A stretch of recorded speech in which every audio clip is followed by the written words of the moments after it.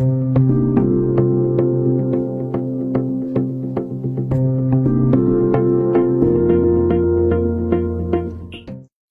everyone at LinkedIn. This is Megha Mawandia, your parent coach and counselor, to help you with tips and tricks to survive quarantine and parent effectively. Today's topic is learning. How do we use our time and our space in the house to make sure our children's educational goals are being met? So goal number 1, independence. Can we bring in independence in tasks like eating, dressing, and clearing up after themselves, no matter what their age is? In terms of targets, we're looking at children even at the age of 2, eating 50 to 100% of their meal independently. Get them onto the dining table weekly, if not all meals, at least 1, going up to 2 and then 3. Get them to clean up after they have played with games. Because what you're going to encourage is the responsibility of taking care of themselves. This is also a very natural skill for them to develop, and you will see less resistance. The resistance that you do see isn't about the skill, but it is something emotional that they need to unpack. So stay with it, allow that unpacking to happen, but hold the limit again and help them with their independence. The second thing I would like you to consider doing with your children is chores around the house.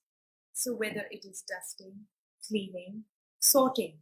So for example, when we're doing grocery runs and vegetable runs, we bring everything, spread it out on the kitchen floor, clean it, and then start the process of sorting and putting things away. There is no reason your children cannot be part of this entire very exciting process.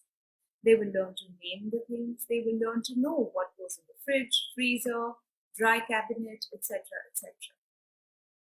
Just as the vegetable shopping is happening once or twice a week, there is a daily sorting that can be done of clothes which need to be washed, which come out of the wash, which need to go into the cupboards. Again, important skills like sorting, fine motor, gross motor are all getting engaged as you get your children to participate in these tasks. Besides this, if I'm going to ask you to do one educational activity, it's going to be reading. Reading to your children and not worrying about whether your child knows how to read. There is a big difference in the two. When we are reading to our children, it isn't so much about literacy skills as it is about imagination, connections, spending time with each other, all of which your child cherishes and loves to do. When we start getting worked up about them being able to read, we take the focus away from all of this into formalized education, which is the one thing I'm asking you to not put too much importance to. If you do have children who are older, and say in the bracket of 9, 10, going up to 14, 15 years old, and who do need help with their schooling, instead of focusing on every single activity that comes your way, there are 2 things that you can do. Number 1, focus on activities that feel easy for you. So if maths is easy, go for it. If Hindi is easy, go for it. Why? Because you're going to be relaxed, you're not going to stress about it, you're going to be an effective teacher. You're not going to have to work too hard to be able to teach them these topics. The second thing I would like you to focus on in terms of formal education, if you have to, is look at areas where your child is weak or have struggled in school before, and use this as an opportunity to line that difficulty and help them for when they do go back into a formalized education system.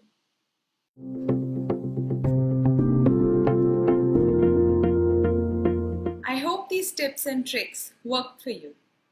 Looking forward to our next episode. Till then, this is Megha Mawandia, your parent coach and counselor from a Corona cave in Mumbai, India. Take care.